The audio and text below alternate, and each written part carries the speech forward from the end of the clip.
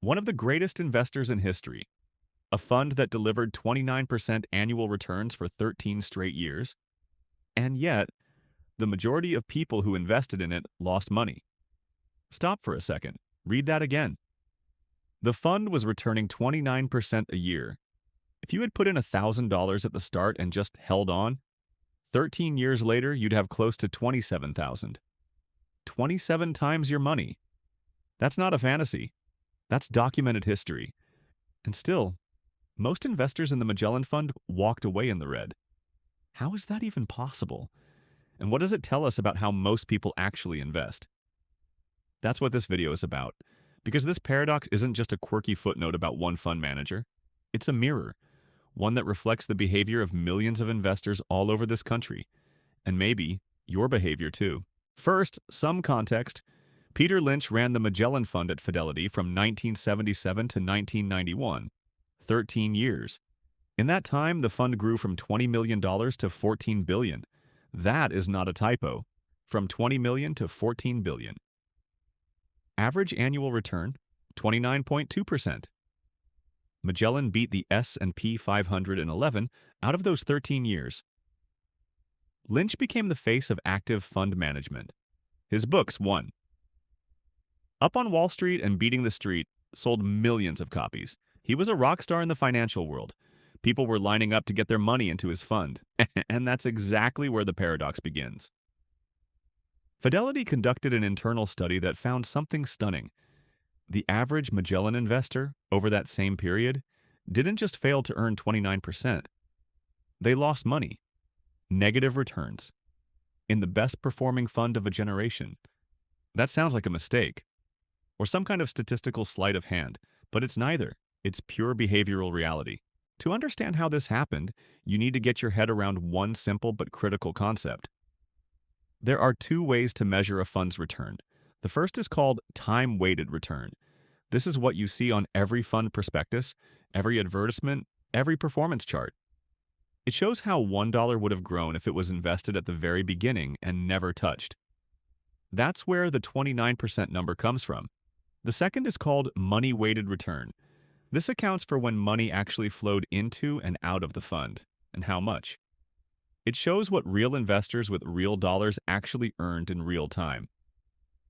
The gap between those two numbers, that's the Peter Lynch Paradox. Here's how it works in practice. Imagine a fund loses 50% in year one. It starts with $10 million. Then, after that disaster, everyone panics and pulls out. But year two brings a 100% gain. Except now there's only $1 million in the fund because $9 million walked out the door. The time-weighted return over 2 years, 0%. But real investors as a group lost $5 million because most of them left after the drop and missed the recovery entirely. That's the core of the problem. With Magellan, the same thing happened, just in reverse. When the fund was crushing it, money poured in. When it pulled back, money rushed out. People bought at the peaks and sold at the bottoms, over and over again. Now let's look at the actual mechanics of what was going on. Magellan didn't grow in a straight line. There were years of incredible gains, and years of sharp corrections. And that's exactly where investor behavior turned self-destructive. After every strong year, the financial media was full of headlines calling Lynch a genius. Fidelity was advertising the fund heavily. New investors came flooding in, after the gains had already happened. They saw a chart pointing up and thought, that's where my money needs to be. They weren't buying future success. They were buying the past. Then, inevitably, a correction came. The market pulled back. Magellan pulled back with it. Sometimes more than the market because Lynch ran an aggressive, growth-heavy portfolio. And suddenly, those same investors who bought at the top were looking at -20, -30% on their statements. So what did they do? They sold. They told themselves it was the smart move. Cut the losses before things get worse. This time it's different. Then the fund recovered, and those same people watched from the sidelines. And bought back in again at the top. This isn't some unique failure of one particularly unsophisticated group. This is the systematic, predictable, well-documented behavior of the average retail investor. Dalbar, a research firm that's been tracking actual investor returns in mutual funds for decades, publishes an annual report. And year after year, it shows the same thing. The average equity fund investor earns roughly half of what the fund itself returned. Half. Not because the funds are bad, because the timing decisions are. But why does this keep happening? Why does it play out over and over, generation after generation, even when everyone claims to know the rule? Buy low, sell high. The answer is in how the human brain is wired. And this is where it gets genuinely interesting. Human beings are not rational decision-making machines.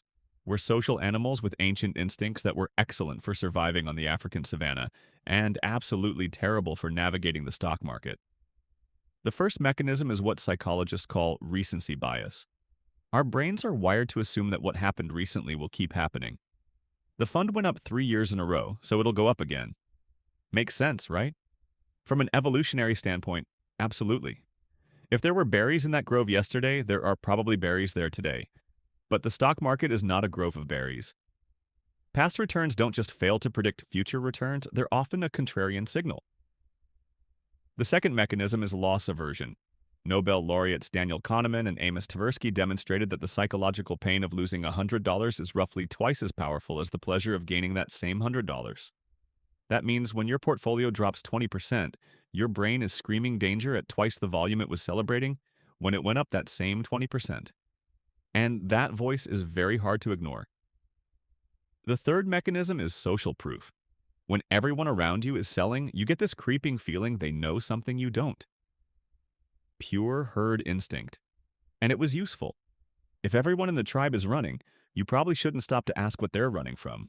But on a market-wide scale, mass panic isn't a signal of danger. It's usually a signal of opportunity. The fourth mechanism is mental accounting. We treat money differently depending on how we got it and which mental bucket we keep it in. Money you've made in the fund feels different from money you put in from your paycheck. So when the first loss hits, someone can panic even when they're still up overall from where they started. The pain of watching paper gains disappear can trigger the same emotional response as losing real savings. Put all four of these together and you get exactly the behavior we saw with Magellan. Coming in late, once everyone's already talking about how great it is. Getting out early the moment it gets scary, and repeating that cycle on a loop. But let's go one level deeper, because there's another factor almost nobody talks about. Lynch himself was open about it. In his books and in interviews, he acknowledged that one of the hardest parts of running Magellan wasn't the stock selection or the research. It was the behavior of the investors themselves. He described a situation that sounds almost absurd but is completely real. The fund drops 30%, a normal correction for an aggressive equity fund. But in that moment, millions of investors are staring at their statements and making decisions based on 30% of pain, not 13 years of context. And here's the deeper structural problem. As the fund grew and more money came in, Lynch was forced to deploy billions into the market. He couldn't just take a concentrated bet on a small, promising company anymore. The sheer scale of assets under management meant late-stage Magellan increasingly had to look like the broad market, rather than the focused, conviction-driven portfolio that made it famous. Success was gradually undermining the very strategy that produced it. On top of that, investors who got in during the fund's peak years were buying shares at peak prices. They needed a longer runway just to get back to even with steady growth.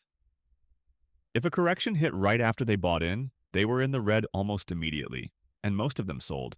There's one more piece of this puzzle that makes the whole thing even messier. Peter Lynch retired at 46 in 1990. He said he wanted to spend more time with his family, which is completely credible. But he also said in various interviews that he was simply exhausted. Managing a $14 billion fund is not the same job as managing a $20 million fund. He was analyzing hundreds of companies a week. The market was his entire life. But here's what matters for our conversation. After Lynch left, the fund kept going under new managers, and it never came close to replicating those results. Which means investors who piled into Magellan in the late years because of Lynch's reputation were paying for a track record that was gone.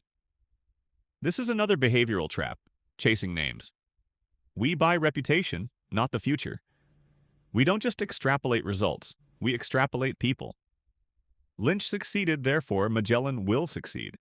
But Magellan without Lynch was already a different fund. So, what does all of this actually mean for you? I want to be as specific as possible here because generic advice about patience and discipline isn't an answer. It's just trading one platitude for another. The first and most important thing, understand that the problem is not which fund or asset you choose.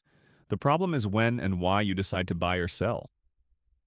The best performing fund in history still couldn't help most of its investors.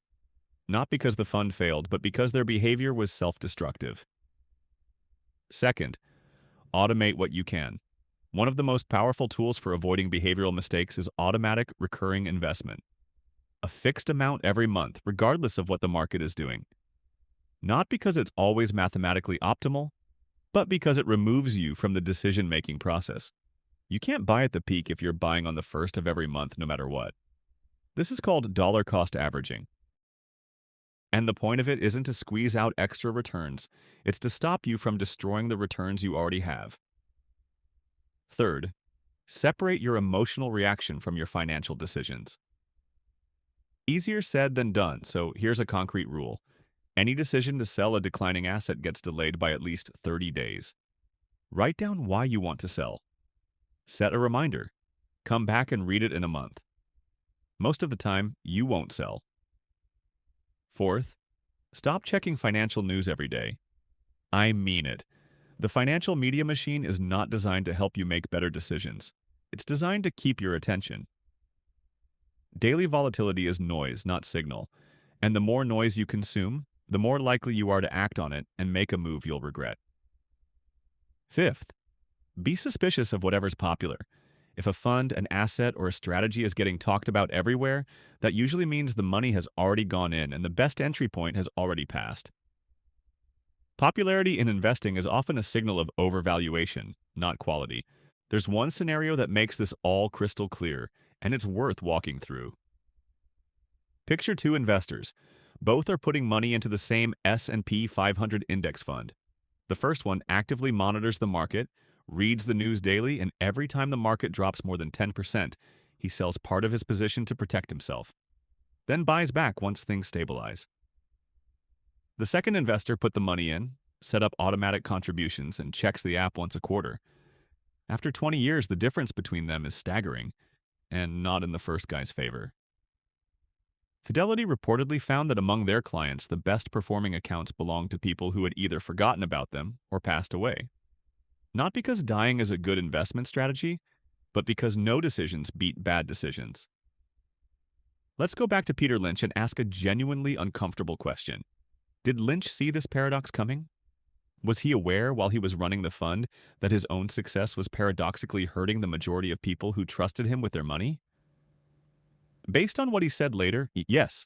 He talked openly about how an investor's stomach matters more than their brain. About how the ability to sit still during a downturn is a fundamental skill that most people simply don't have. About how he watched people come into the fund after every big run-up and leave after every correction. But what could he do? Tell people not to invest? Close the fund? Fidelity did close Magellan to new investors a couple of times, but reopened it each time because the business pressure was too great. This paradox doesn't have a clean solution at the industry level. Financial firms earn fees based on assets under management, so they have every incentive to attract as much money as possible into their best-performing funds. Exactly at the moment when it's probably the worst time to get in. It's a structural problem, and it can only be solved at the individual level, meaning your level. There's one more parallel I can't ignore. Magellan with its 29% annual returns. That was 50 years ago, but the exact same pattern plays out today. With tech ETFs, with crypto, with AI-focused funds. Every time an asset or strategy shows eye-popping recent returns, a flood of money follows. After the gains have happened. At the peak of media coverage.